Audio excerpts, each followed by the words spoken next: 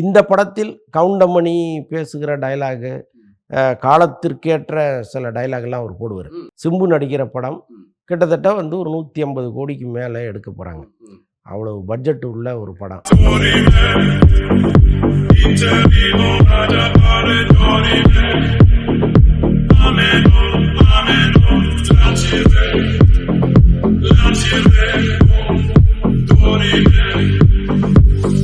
Hi வீப்ளே trending நேயர்கள் எல்லாருக்குமே வணக்கம். நான் இன்னைக்கு வலைப்பேச்சந்தன் அவர்கள் முதல் பகுதியில் பேசுனதோட தொடர்ச்சி இப்போ நம்ம 2ஆம் பகுதியில் பார்க்க போகிறோம். வாங்க. அப்புறம் இப்போ சமீபத்தில் நடந்த பத்திரிகையாளர் சந்திப்பில் நீங்கள் எப்போவுமே சொல்லுவீங்க நமக்கான நகைச்சுவை வறட்சி இருக்குது.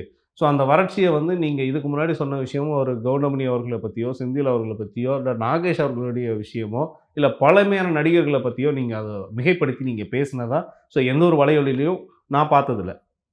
ஸோ நீங்கள் வந்து அதிகமாக சொன்ன விஷயங்கள் வந்து வடிவேல் அவர்களுடைய நகைச்சுவை. ஸோ அது இருந்தாலே அது வேறு மாதிரிங்க அப்படின்றது. ஏன்னா உணர்வுபூர்வமாக நீங்கள் சொல்கிறதுனால ஸோ அது வந்து ரொம்ப ஏற்றுக்கக்கூடிய விஷயம்தான். ஸோ நீங்கள் நிகழ்ச்சிக்காக சொல்கிற ஒரு கருத்தும் கிடையாது. அப்படி இருக்கும் பொழுது நீண்ட நாளுக்கு அப்புறம் ஒத்த ஓட்டு முத்தையா அப்படின்ற ஒரு படத்தில் வந்து கவுண்டமணி அவர்கள் நடிக்கிறாரு. ஸோ இதில் வந்து அது என்ன மாதிரியான வெளிப்படையான ஒரு படம், ஏற்கனவே வந்து இதே மாதிரி ஒரு ஓட்டு அப்படின்ற ஒரு விஷயத்தை வச்சு தான் இன்னொரு படம் பண்ணியிருந்தாரு. ஸோ அதுக்கே வந்து விடை தெரியல. இப்போ இந்த படத்தோடைய கருத்து எந்த மாதிரி இருக்கும், எந்த மாதிரி பேசப்படுது பத்திரிகையாளர்கள் மத்தியில்? ஆமாம், இந்த படம் துவங்கி பல வருடங்களாக எடுத்துகிட்டு இருக்காங்க. ஆக்சுவலாக இந்த படம் கிட்டத்தட்ட ஒரு 3 வருஷமாக எடுப்பாங்கங்கிறது என்னுடைய கணிப்பு. இப்போது ஆடியோ லான்ச் எல்லாம் பண்ணுறதுனால ரொம்ப விரைவில் ரிலீஸுக்கு தயாராகுதுன்னு வைங்களேன். இந்த படத்தில் கவுண்டமணி பேசுகிற டயலாகு, காலத்திற்கேற்ற சில டயலாக்லாம் அவர் போடுவார். ஸோ அதெல்லாம் இதுக்குள்ளே இருக்குமான்னு தெரில. ஒருவேளை ஒரு அரசியல் சட்டையர் படமாக இருந்ததுன்னா ஓடுவதற்கு நிறையா வாய்ப்புகள் இருக்குது. அதை தாண்டி கவுண்டமணியினுடைய காமெடிகளை இன்றைக்கி வந்து நீங்கள் அப்ளை பண்ண முடியாது. காலம் மாறி போச்சு. இன்றைக்கி வந்து காமெடியினுடைய தரம் வேறு மாதிரி இருக்குது. அதை நீங்கள் பழைய அன்னைக்கு நம்ம ரசித்தோம்ல, இப்போ செந்திலை எட்டி எட்டி உதைக்கிறது, வரவன் போகிறவங்களாம் திட்டுறது, ஸோ இதை வந்து ஒரு காலத்தில் ரசித்தோம். ஆனால் இன்றைக்கி ரசிக்க முடியாது. இன்றைக்கி நீங்கள் அப்படி திட்டினீங்கன்னா பயங்கரமாக ரியாக்ட் பண்ணுற ரசிகர்கள் இன்றைக்கி வந்துட்டாங்க. ஒருத்தனை போய் நீங்கள் சாக்கடை மூஞ்சான்னு ஒருத்தனை சொன்னீங்கன்னா அது எப்படிடா நீ சொல்லுவேன், உருவ கேள்வி நீ எப்படி பண்ணுவேன்னு கேட்குற சமூகம் இன்றைக்கி இருக்குது. ஸோ அப்படி இருக்கும்போது கவுண்டமணி வந்து இஷ்டத்துக்கு பண்ணி வாயா பரங்கி மூஞ்சான்லாம் சொல்ல முடியாது. ஸோ அதுதான் காமெடியும் நம்ம எடுத்துக்கவும் முடியாது. அதை தாண்டிய காமெடிகளை இன்றைக்கி சந்தானம்லாம் கொண்டு வந்து வேறு மாதிரி மாற்றி வச்சுருக்காரு நம்ம. ஸோ அப்படிப்பட்ட சூழலில் நீங்கள் வந்து பழைய காமெடியோட கவுண்டமணி வந்தால் எடுபட மாட்டாருங்கிறது என்னுடைய கருத்து. அது தெரியல, படம் வந்த பிறகு அது என்ன கண்டென்ட்டோட வருதுங்கிறது நமக்கு தெரியல. Okay sir, okay sir.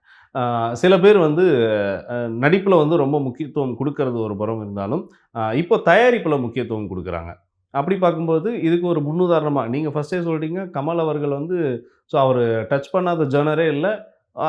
அவர் வந்து அதுக்கப்புறம் தயாரிப்பு ஒரு விஷயம். அவர் என்ன தான் தயாரித்தாலும் அவர் எங்கேயும் வந்து தனியாக சேர்க்க போகிறதில்ல. சேர்த்து வச்சுருக்க விஷயங்களை சினிமாவுக்காக மட்டுமே செலவழிக்கக்கூடிய ஒரு உன்னத ஒரு படைப்பாளி சினிமாவுக்காகவே. இப்போ இதெல்லாம் ஃபாலோ பண்ணி சில பேர் வராங்க. ஒரு இடத்துல வந்து ஜிவி பிரகாஷ் நிற்கிறாரு, இன்னொரு இடத்துல சிம்பு நிற்கிறாங்க. இப்போ சிம்பு வந்து 50வது படத்தை வந்து அவர் எடுக்கணுன்ற மாதிரி நினச்சிருக்காரு. பட் இருந்தாலும் வந்து தேசிங் பெரியசாமிக்கு அதை மனப்பூர்வமாக விட்டு கொடுத்துருக்காரு. இந்த படம் எப்படி உருவாக்கம், இதோட தயாரிப்பு நிறுவனத்தில் இப்போ இறங்கியிருக்காரு. ஏன் அவர் வந்து நடிப்பை வந்து விட்டுட்டு தயாரிப்புக்கு இறங்குறதுக்கு காரணம் என்ன சிம்பு அவர்கள்? இல்லை, நடிப்பெல்லாம் விட்டுட்டு இறங்கலாம். இந்த படத்தில் அவர் தானே ஹீரோவாக நடிக்கிறார். ஓகே, அப்படிதான் உங்களுக்கு. இப்போ தேசிங் பெரியசாமி இயக்கத்தில் சிம்பு நடிக்கிற படம் கிட்டத்தட்ட வந்து ஒரு 150 கோடிக்கு மேலே எடுக்க போகிறாங்க. அவ்வளவு பட்ஜெட் உள்ள ஒரு படம். இப்போ இந்த படத்தை தயாரிப்பதற்கு இங்கே பெரும்பாலும் யாரும் முன் வரல. ஏன்னா இன்றைக்கி இருக்கிற சினிமா சூழல், வியாபாரம் இதெல்லாம் கணக்கு பண்ணும் பொழுது இந்த 150 கோடியை நம்ம இன்வெஸ்ட் பண்ணோம்னா அது திரும்பி எடுக்க முடியுமாங்கிற ஒரு கேள்வி இருக்குது. இதே ரஜினியை வச்சு பண்ணிங்கனாலோ மற்ற பெரிய ஹீரோக்கள், இப்போ விஜயோ அஜித்தோ சிவகார்த்திகேயனோ இவங்களுக்கு நீங்கள் இந்த தொகையை இன்வெஸ்ட் பண்ணிங்கன்னா எடுத்துட முடியும். தனுஷ் வரைக்கும் கூட அது அப்ளை ஆகும். ஆனால் சிம்புவுக்கு அது செட் ஆகாது. ஏன்னா இன்னும் அவர் வந்து மாநாட்டுக்கு பிறகு ஒரு பெரிய வெற்றியை கொடுக்கவே இல்லை. மாநாடு வந்து ஒரு எதிர்பாராத வெற்றியாக அவருக்கு அமைஞ்சுது. அதற்கப்புறம் இந்த ரூட்டை கிளியராக பிடிச்சிட்டு அவர் போகலை. ஸோ இப்படிப்பட்ட சூழலில் இவ்வளோ பெரிய தொகையை நாம் இதுக்கு இன்வெஸ்ட் பண்ணணும்னு பல பேர் ஒதுங்கிட்டாங்க. பட் கதையாக இது ரொம்ப அல்டிமேட்டான கதைங்கிறது தான் இண்டஸ்ட்ரியில் பேசப்படுற விஷயமா இருக்குது. அப்போ சிம்பு என்ன பண்ணுறாரு, இவ்வளோ ஒரு நல்ல கதை நமக்கு வரும்போது நாம ஏன் இந்த டைரக்டரை விடணும், நாமளே இந்த படத்தை ப்ரொடியூஸ் பண்ணுவோம்னு இறங்குறாரு. பட் அது பெரிய ரிஸ்க்கு. இப்போ 150 கோடி எனக்கு இல்லைன்னு நீங்கள் எடுத்து வைக்கணும். அதுதான் ரைட். அப்படி இருந்தால் தான் இந்த படத்தை வந்து நீங்கள் மூவ் பண்ண முடியும். ஸோ அப்படி வந்து ஒரு பெரிய ரிஸ்க்கான ஒரு வேலையை சிம்பு செய்கிறாரு. உள்ளபடியே வந்து இதில் நிறைய விஷயங்கள்லாம் இருக்குது. நான் கூட இதுக்கு தனியாக ஒரு வீடியோ ஒன்று போட்டிருக்கேன். Okay sir. ஆக்சுவலாக சிம்புவுக்கு சொந்தமான டிஆர் கார்டன் ஒன்று இருக்குது. அங்கே நீங்கள் பெரிய பெரிய செட்டுகளை போட்டிங்கன்னா வாடகை கொடுக்க வேண்டிய அவசியம் இல்லை இடத்துக்கு. அது வந்து இப்போ கோடிக்கணக்கில் உங்களுக்கு மிச்சமாகும். அதுக்கப்புறம் அவங்க அப்பா வந்து போட்ட செட்டுடைய மர பலகைகள் அந்த சட்டங்கள் எல்லாமே கிடக்கு இன்னும். ஸோ அதெல்லாம் நீங்கள் பிரித்து போட்டாலே பாகுபலிக்கு ஒரு செட்டு போடலாம், அவ்வளவு இருக்குது. அப்போ நீங்கள் திரும்பவும் அந்த எல்லாத்தையுமே பயன்படுத்திக்கலாம். அந்த செலவும் உங்களுக்கு மிச்சம், அதுலேயே பல கோடிகள் மிச்சமாயிடும். ஸோ இந்த மாதிரி சின்ன சின்ன சலுகைகள் இருக்குது சிம்புவுக்கு. ஸோ ஒருவேளை அதை நம்பி கூட அவர் இறங்கியிருக்கலாம்.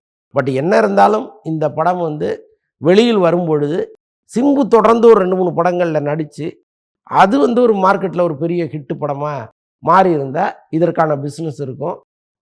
அவர் ரொம்ப இதை கையில் எடுத்தது சரியான விஷயம்னு கூட பல பேர் சொல்கிறதுக்கு வாய்ப்பு. ஓகே. ஆனால் இருந்தாலும் அவருடைய சில முயற்சிகள், அவருடைய சில இளமையோடைய தோற்றமெல்லாம் பார்த்தோன்னா அவர் வந்து 2K கிட்ஸில் அவர் 4K கிட்ஸே டச் பண்ணுறவர்கள் இருக்குது. அந்த அளவுக்கான ஒரு சாமர்த்தியமான ஒரு நடிப்பு அவர்கிட்ட எப்பவுமே இருக்கும். ரொம்ப இயல்பாக இருக்கக்கூடிய ஒரு பர்சன் அப்படின்றதுல எந்த மாற்று கருத்துமே கிடையாது. சரி, இப்போ இதை தொடர்ந்து பார்த்தீங்கன்னா ஜிவி பிரகாஷ் அவர்களும் வந்து தயாரிப்பில் இறங்கியிருக்காரு. யாரை வந்து முன்னுதாரணமாக வச்சுருக்காருன்னா கமல்ஹாசன் அவர்களை தான். ஸோ அவர் வந்து சினிமாக்குள்ளே தான் இந்த படத்தை வந்து பணத்தை வந்து போடுறாரு. ஸோ இது மாதிரியான நானும் வந்து சம்பாதிச்ச பணத்தை சினிமாக்குள்ளே போடுறேன், கண்டிப்பாக ஸோ வெற்றி அடைறதுக்கான நிறைய வாய்ப்புகள் எனக்கு இருக்குன்னு தெரியுதுன்னு சொல்லியிருக்காரு.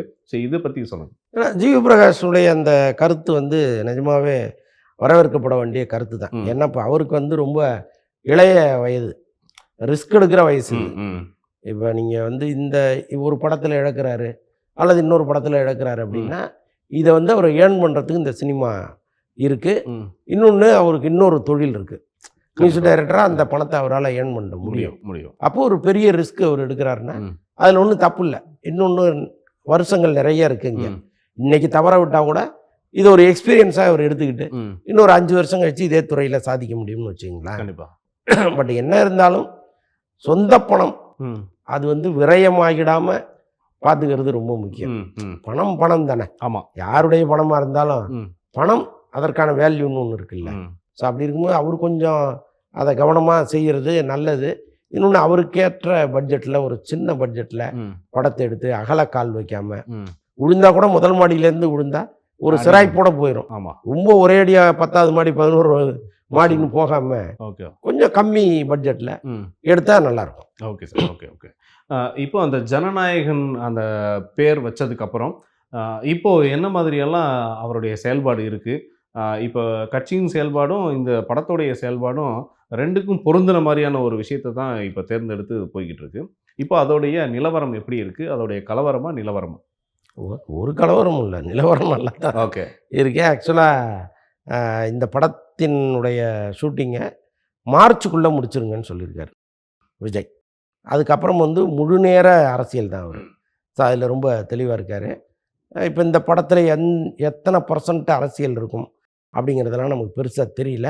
பட் ஓரளவுக்கு அரசியல் இருக்கும் இந்த டைட்டில் நம்ம பார்க்குறது. அப்புறம் வந்து அவர் இந்த ஃபஸ்ட்டு இமேஜ் ஒன்று வந்தது. ஸோ இதெல்லாம் பார்க்கும்போது ஏதோ அந்த படத்துக்குள்ளே ஒரு அரசியல் இருக்குங்கிறத நம்மளால் நம்ப முடியுது. பட் அதுதான் மார்ச்சோட படத்தை முடிச்சுட்டு முழுக்க அரசியல் தான். Okay sir. விடாமுயற்சி இந்த படத்தை அவர் தான் பண்ணியிருக்கணும். ஆனால் அவர் கொஞ்சம் அலட்சியமாக இருந்துட்டார். இல்லை, எப்போவுமே சம்மர் வெக்கேஷனில் படங்கள் வர்றது ரொம்ப நல்லது.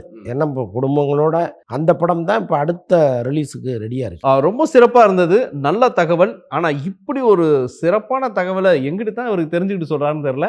ஸோ என்னன்ற ஒரு ட்விஸ்ட்டையும் 3வது இடத்துல வைக்கிறாரு. அந்த 3ஆம் பகுதியில் என்னன்னு தெரிஞ்சுக்கலாம் வாங்க.